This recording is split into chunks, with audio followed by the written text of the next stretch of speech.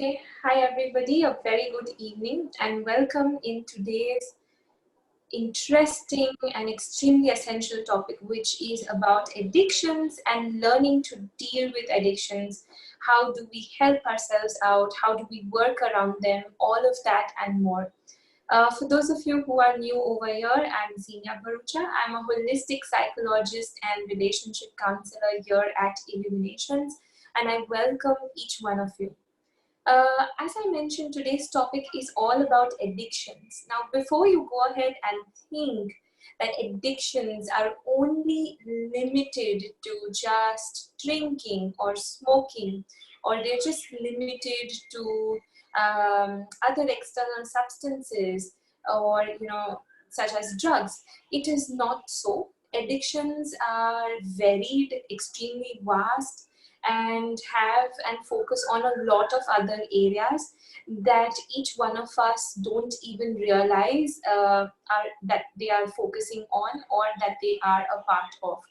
For example, some examples, to understand addiction better are something as simple as you could be addicted to a certain specific relationship, and if that relationship is not working out, that could also bring in a lot of cause of tension and anxiety and worry.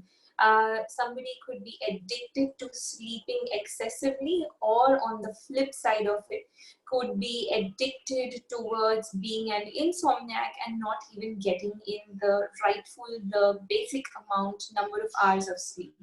Addiction also prevails in terms of eating, that is food patterns and habits. So some people eat excessively to cover up, to mask up things that we are not ready to acknowledge yet, things that we are trying to escape off from. And on the other hand, some people become almost anorexic, so stop eating because they feel that whatever those emotions or thoughts or ideas that they are sensing or feeling, those tend to eat them up further. So addiction can be extremely varied. A very classic example of addiction, especially prevalent and widely popular in many people today, is also in social media.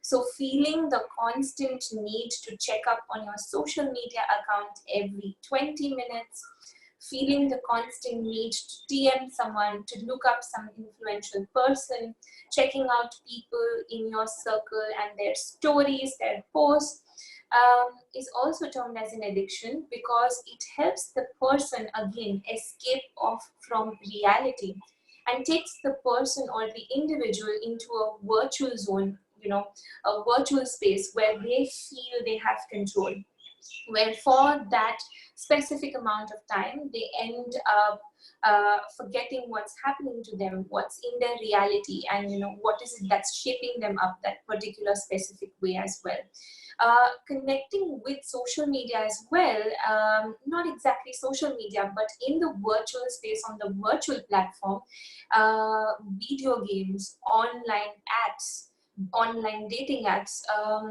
there's a very thin line between using these and again becoming addicted to them. So addiction is extremely extensive. A lot of people, and I've dealt with clients also who use a lot of these popular online games and continue to game for a constant continuous 7 hours, 8 hours. So when I'm asking them, what do you do, to pass your time, or what do you do in the time that you have for yourself to chill and to relax, their answer often is that I game. And by gaming, I initially earlier thought that it would just be for 1 hour, 30 minutes, 45 minutes. But there are people who religiously, devotedly on their weekend spend a good consistent 7 hours, 8 hours of their time just gaming. So this is definitely also an addiction because it's helping the person escape off from their reality, escape off from facing what is it that's bothering them, that's affecting them. And it's bringing them in this virtual zone, and it's bringing them in this virtual frame of reference, again where they feel that they are in control, again where they feel that they are in charge, where they feel that they are in power. A very common point or connection or link or element connecting whatever sort of addictive behavior or trait a person has is that usually people tend to get addicted because they end up feeling highly helpless, or they feel that they don't have control over that specific thing, that specific situation, that specific event. So instead, they resort to whatever that habit or trait or behavior is that can help them out and that can stop them from experiencing this, and that can ensure that instead they feel, even if it's just temporary and momentarily, for that time being they feel relaxed, for that time being they feel as if they are in charge, they're in control. But again, it's an illusion because it's all temporary. The minute you stop resorting to whatever that behavior trait is, so for example, you stop eating that favorite food item or food, using food as your mechanism to escape, or the minute you stop not going to sleep and your patterns shift, or the minute you don't use electronic devices to such an extent, it brings you back towards looking at that reality that you never wanted to in the first place. So it's extremely crucial and important that instead of judging a person, or if you or your loved one is, you feel or realize is addicted, instead of judging yourself or themselves, the people around you, or instead of looking at the behavior or catching up on the reaction, instead, if we focus on the root, instead, if we focus on the core issue that's leading the person to act in that specific way, to behave in that specific way, to modify their behavior and respond in that specific way, we can deal with the root issue and heal the root issue, and thereby help the individual transform their behavior, their actions, their habits, and move ahead, progress ahead in a harmonious manner. So before I go ahead, I'm going to give each one of you a few minutes, please. Use this time, let me know, please, in the chat box as well. What are those behavior traits or habits that you just identified from what I've said, where you feel that probably you're addicted to them, or where you feel that your loved one is addicted to them? Addiction can also be for something as simple as feeling the need to work excessively, extensively. That's also an addiction. So a workaholic is also an addict, but in a different way.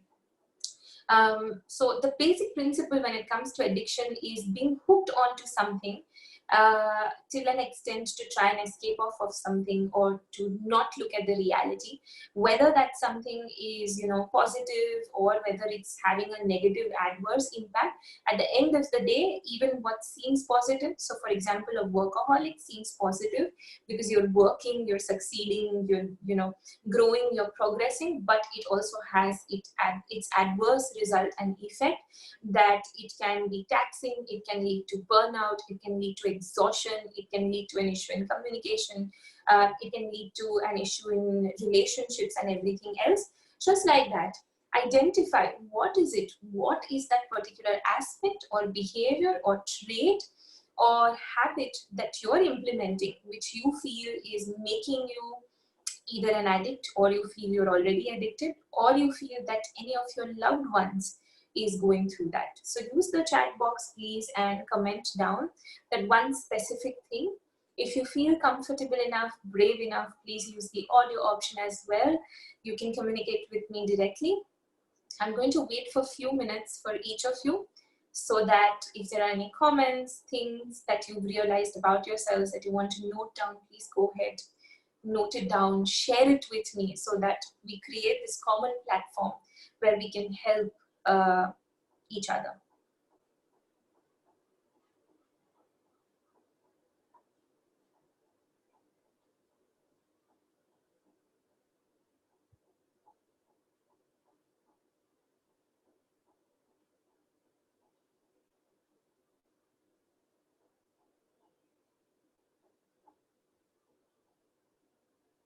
I'm going to wait for a few more minutes to just check and ensure if there are any comments, if there's any realization that any of you have stumbled upon, you've got insight about. or if you need clarification, you can go ahead and ask the queries as well.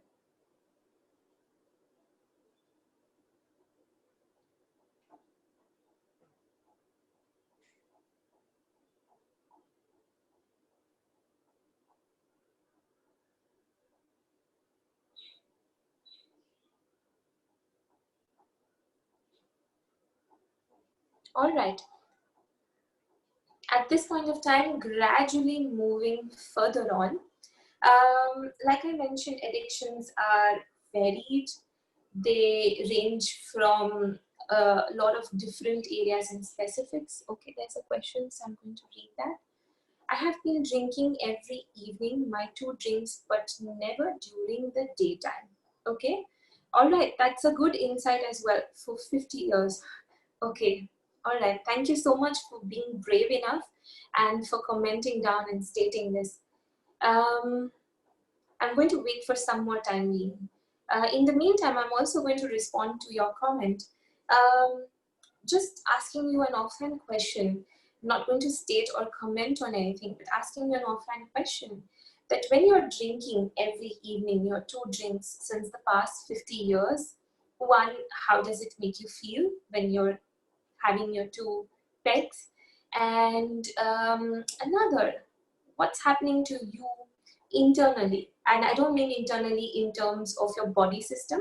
What I mean internally is what's happening to you in terms of your thought process, in terms of your emotions, in terms of your feelings. So just think, analyze, see what is it that's making you form this specific habit, especially since the duration is so long. So it's 50 years now. Check, look into that, introspect, and if you have clarity on what it's making you feel, note that down as well. And if you feel comfortable enough, you can share it with me also. But it will mostly be or center around something that's, of course, making you feel good, or on the positive, on the lighter side. So go ahead, note that down, get that insight. And if you're saying that this is something that's happening since the past 50 years, I have another question as well, and that is if you can identify what was that starting point which started this off in the first place. So the first time you did end up with this habit, if you can remember that, how did that turn out? And also if this is limited to 2 drinks, or does it extend out as well? I have never quarreled, rather to be lighthearted. That's great. That's excellent. And the idea here again is not to identify if you're quarreling or if you're fighting about something. That's not the idea. The idea is to understand what is it that's happening to you internally in your system in terms of emotions. What is it that's happening to you in terms of thoughts? So if you're saying that it's because you want to feel lighthearted, what's happening otherwise in your day? What is it that's stopping you from feeling that lightheartedness in your regular routine? You might want to introspect and think about on that as well. But thank you so much for openly discussing and talking about this. Okay, there's another question. How about social media addiction? Yes, that's an extensive addiction. Thank you for identifying that out. Another step that you can do is, like I mentioned, in terms of the alcohol as well, identify since what time duration do you feel that you're hooked onto social media. Is it since the past few months? Is it since the past few years? What is the duration? 1, identify what's the time frame that you spend on an average on social media. And 3, most importantly, again, what is it that it's making you feel? So when you're on social media, how is your mood frame like? When you're on social media, how do you feel internally? If you can get an insight about that, introspect on that, and also share, that would be great. Thank you again for sharing and commenting about this. I'm going to wait for a few more minutes to see if there are any more comments, any more insights that you guys have received, understood, realized about yourselves.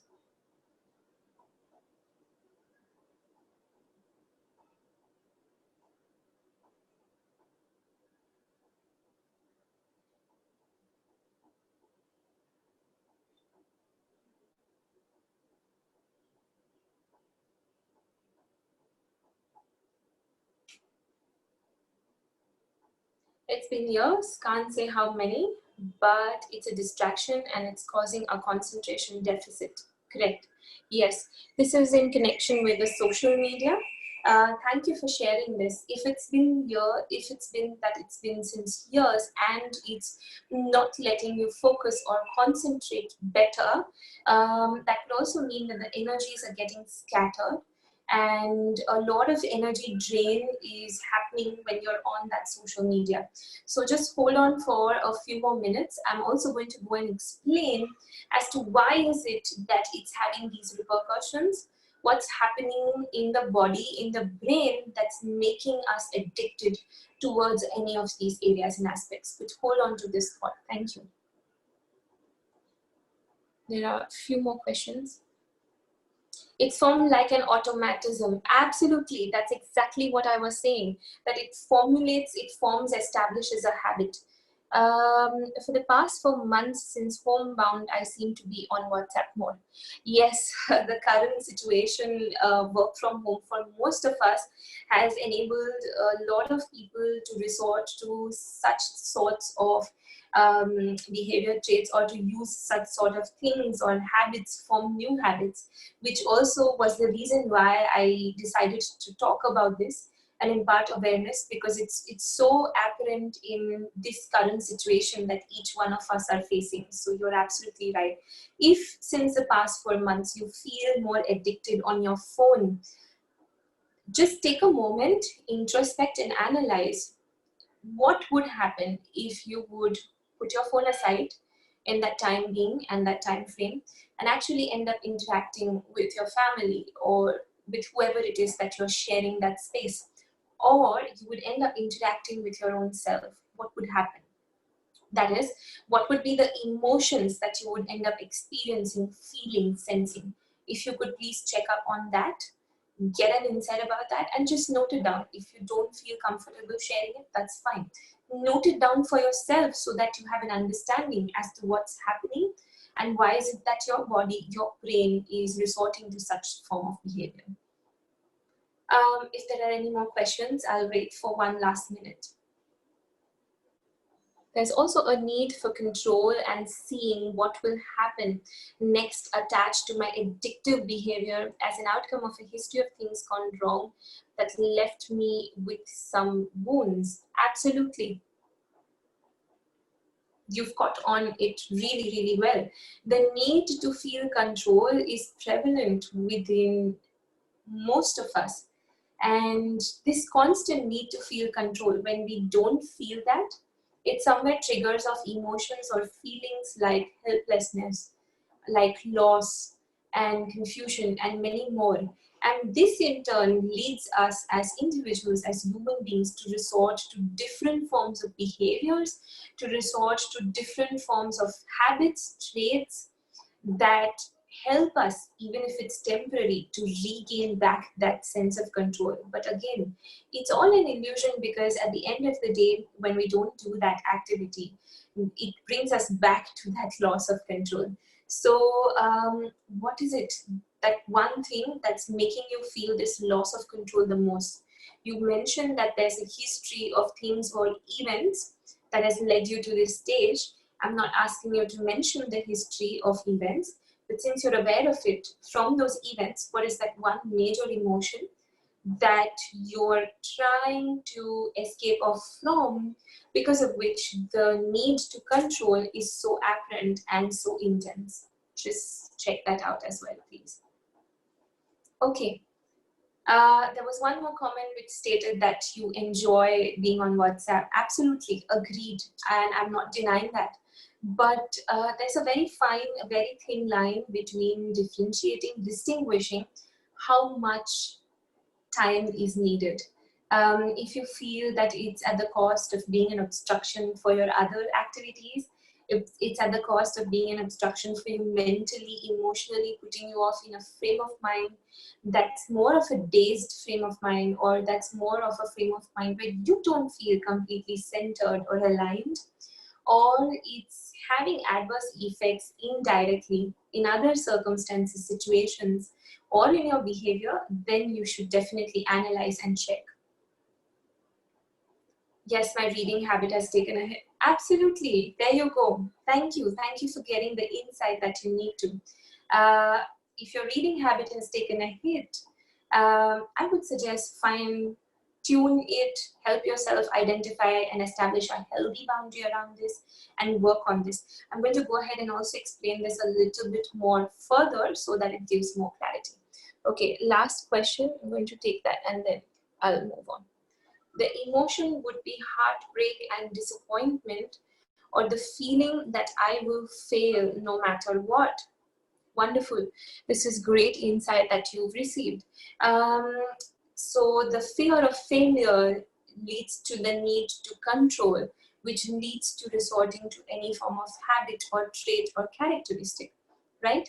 So which aspect is the one that's within me that's so scared of failing? Which aspect is the one within me that can't take failure completely? This is not at the conscious level.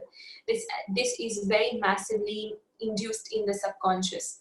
So it affects us at a very different stage and level without us even understanding or realizing. Okay. I think I want to show off, yes, this is connected with your need to be on WhatsApp and you feel that your reading habit has taken a hit. Great, great that you realize that. So the need to show off, what will happen if you don't resort to this behavior of showing off? What will you end up feeling according to you? Again, notice that, observe that, note that down. Note it down, please, and any more questions, I'll be addressing them just in some more time. So just let's move gradually on. Okay, so now that each one of you has identified, what's happening to you, what's happening when you're using this form of addiction, so the behavior, you've narrowed it down from the behavior to the emotion. Let's take it a step further and see why is it that this form of behavior, or we get addicted to certain things or traits or habits or objects in the first place. Because each one of us, when we are born as individuals, we have 100% of our energies within us. But something happens in life. So whether the intensity of that's happening in life, the intensity of the trauma or the negativity is at 5% or it's at 95%, a part of us, a part of this 100% energy that we have within us, it tends to get out in that particular situation. And that specific version of us tends to freeze in that time frame. So for example, I'm moving on in life, I'm very happy, relaxed, I'm feeling good. Some incident happens with me at the age of 7 with a very dear and a loved one, and I feel extremely hurt and upset. Boom, a part of my energy is now out of this 100% of me, this complete unit that I am, and this little part that's out, it freezes in that time frame. So the 7-year-old me in that specific incident freezes unconsciously. So I gradually move on as the 8-year-old, 9-year-old, become an adult. And then something else happens again, boom, another part of me and my energy is frozen in that time frame and is stuck over there. This continues every single time I choose to move ahead and I progress ahead. Bits and parts of me that have experienced that trauma, that intensity, that situation that's negative, that's adverse, they tend to get stuck and stored and fixated in those specific time frames. It is extremely vital for us to look at these parts that are stuck in those time frames, because these are the parts that are essentially our own being. So it's almost as if we're losing out physically parts of us. For example, losing out on your hand in one incident, losing out on a part of your leg in another incident, but energetically. What this does is every single time we lose out more and more of our being, our complete energies within ourselves, not only do we lose out on our essence, not only do we lose out on who we really are, but it leads to a lot of modifications, changes and shifts within us in our behavior. So it can lead to shifts and patterns, changes in our eating habits, eating excessively, not eating at all, in our sleeping patterns, again, sleeping excessively, not sleeping as much as is needed, behavior traits, becoming a workaholic, escaping by using work, or the flip side, not working out at all, not acknowledging reality and escaping off by just having fun or entertainment or various other aspects. This is the beginning or the starting of the behavior to get into addiction. A little bit more just before the behavior is that in our mind, when we are experiencing this trauma, this pain, this hurt, and like I mentioned, this part of us is frozen in that time frame because the energy, the emotion that we're feeling is often negative. It's more dense, it occupies more space within us energetically. It does not let us get that insight that we need to. And this in turn affects us subconsciously. It creates a sort of a void or a gap or a space or an opening. Because there is a void or a gap or a space or an opening, energy is no longer in that. There needs to be some other form of energy input to fill this void, to fill this gap, to fill this space up. And the addiction, whatever it is, that behavior trait, that substance, that object, tends to fill this void, tends to fill this gap in order to make us feel more wholesome. But this is external, whether it's that external object like alcohol or smoking or drugs, or it's that external behavior like working excessively or exercising excessively, or it's external in the sense that whatever else it is, it's all external. It's not within. It's not what we comprise of as human beings. That is our true essence. That is our complete energy. And because of that, it's all always temporary.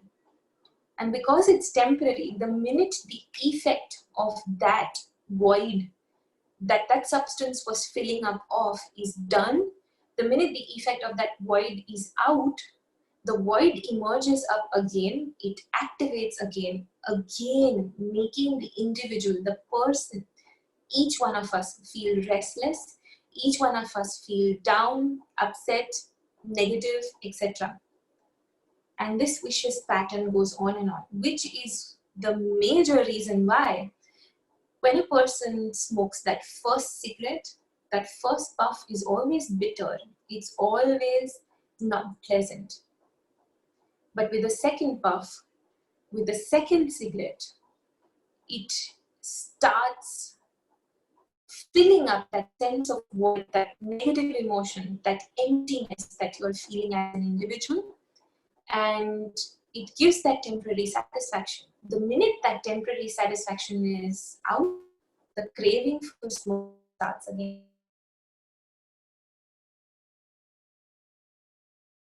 To alcohol, this craving can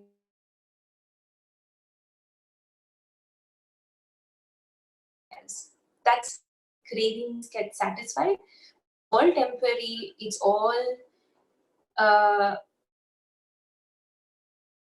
patient oriented, which is why it goes on. Just give me a moment, please. Let me just check.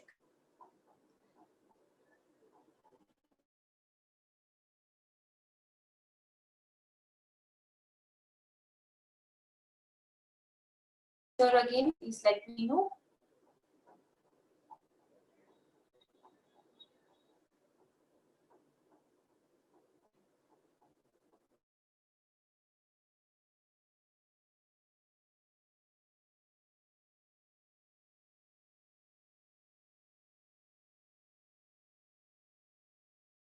For those of you that missed out, I was mentioning that the need for this generates the craving more and more. Okay, apologies, I'm just trying to check if there is any network error. Please bear with me.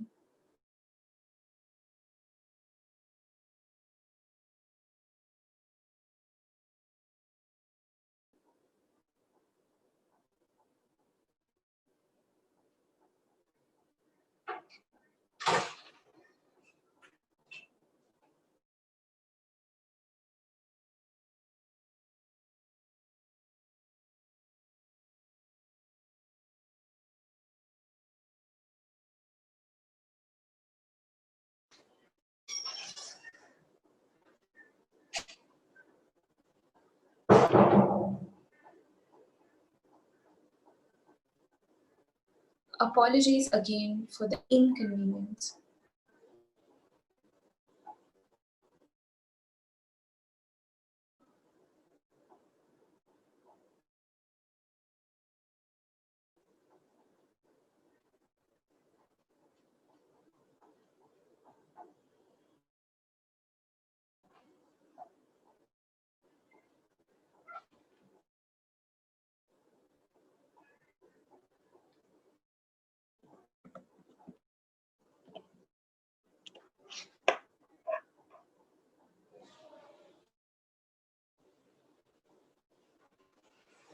I'm just going to check this and see if this is fine.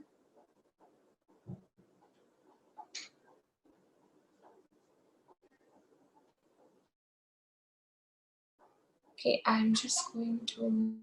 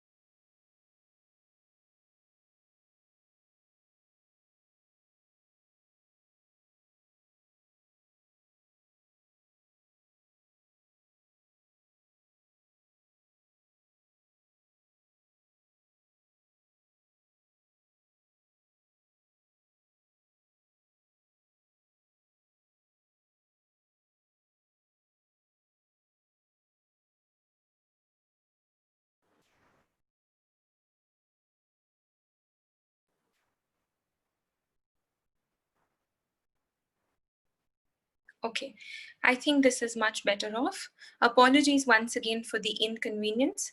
Like I was mentioning, the need or that specific craving starts off from there at that point of time.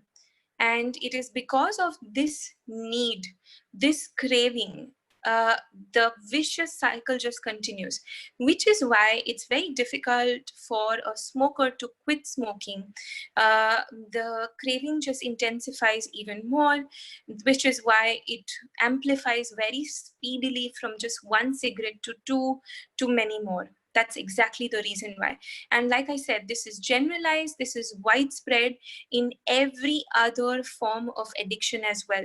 Depending on that sense of void, depending on that sense of lack of emptiness that's there within the person, how intense it is, what is the duration since which it is going on, all of that matters extensively, and all of that influences it also extensively. At this point of time, if there are any questions, please let me know. I will be taking them now. And once again, I apologize for the inconvenience.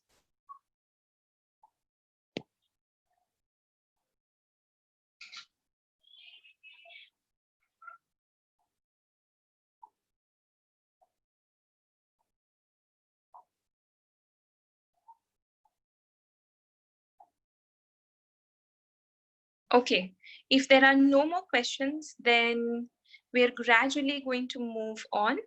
And I'm going to request each one of you to sit back, relax. We're going to do a highly empowering experiential session. And for that, if any of you might need a good enough backrest, please go ahead and use that, and we'll start in just a minute.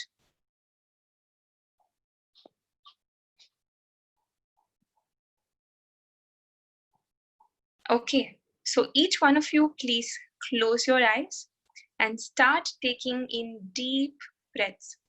Breathe in through your nose, exhale out through your mouth. Completely relax. And for those of you who feel that you don't want to change, that's completely fine and acceptable as well. It really depends on every individual, what they want to do. This is just information on what's happening within us and in the system. Coming back, let's continue to take in deep breaths, please. Breathe in through the nose. Exhale out through the mouth. Completely relax, please. Take your time.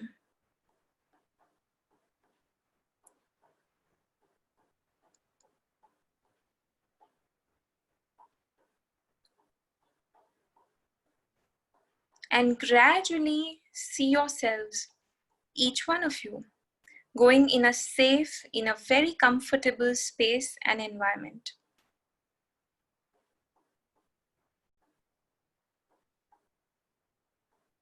And as each one of you is seeing yourselves go in a very safe, a very comfortable space and environment, make yourselves comfortable in that space.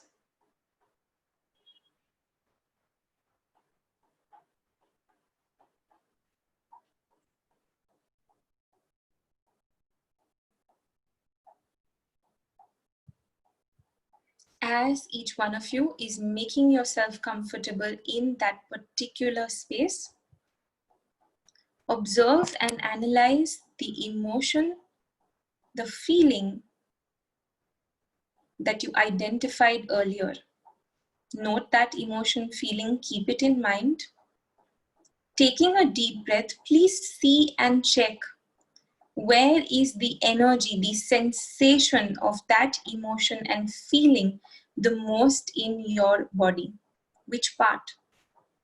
For example, is it the most in the stomach? Is it the most in the head? Wherever it is. And please take your time.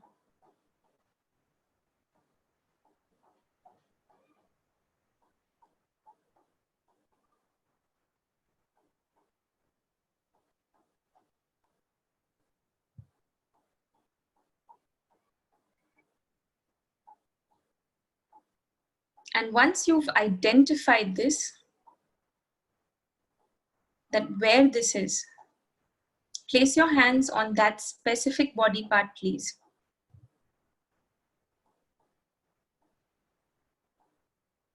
And start breathing out the energies of that emotion that's leading you towards this specific behavior. And again, please take your time. There is no hurry.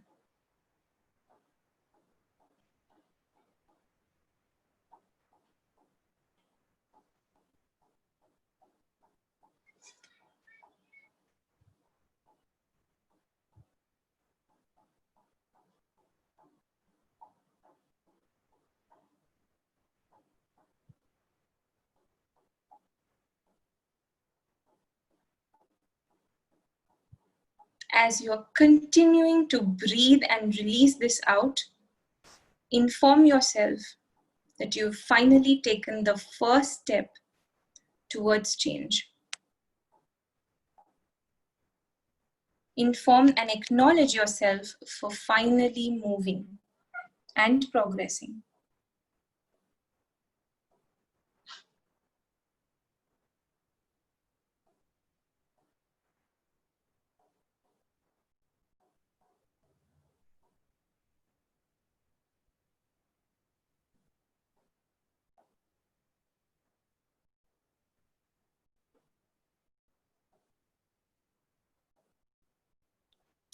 Gradually, as you continue to release and breathe it all out, breathe back in your true, authentic energy that's finally coming within you, within each of you. And help yourselves feel this completely, please, in its most authentic form and manner.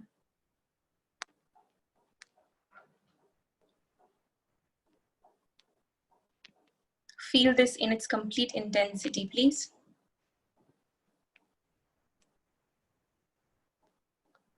And take your time.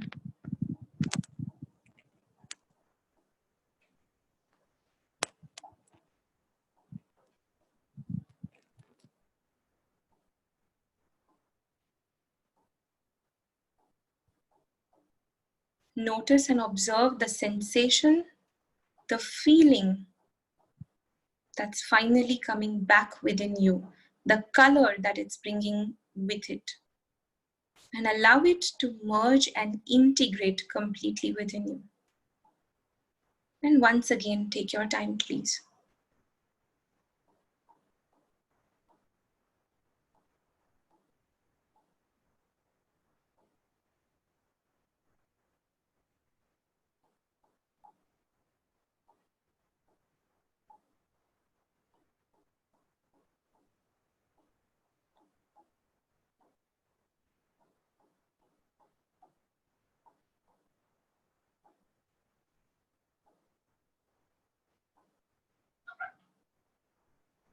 As you're breathing this in completely within you, and you're feeling this, your true authentic energy that's coming back within you, thank yourself, acknowledge yourself for taking this first step today.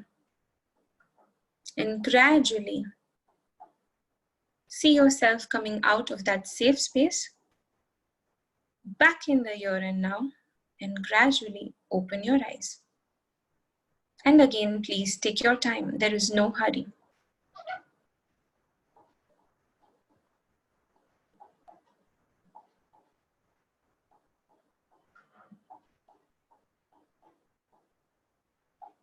At this point of time, if there are any questions, please let me know.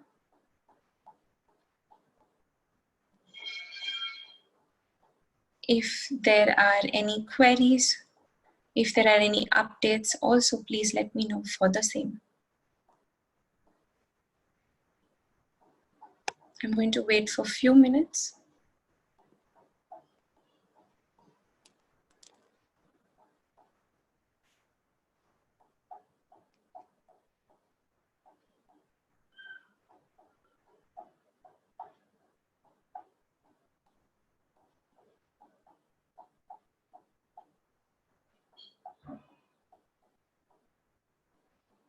All right, if there are no more questions, then we will be ending this here. Thank you so much, each one of you, for joining in.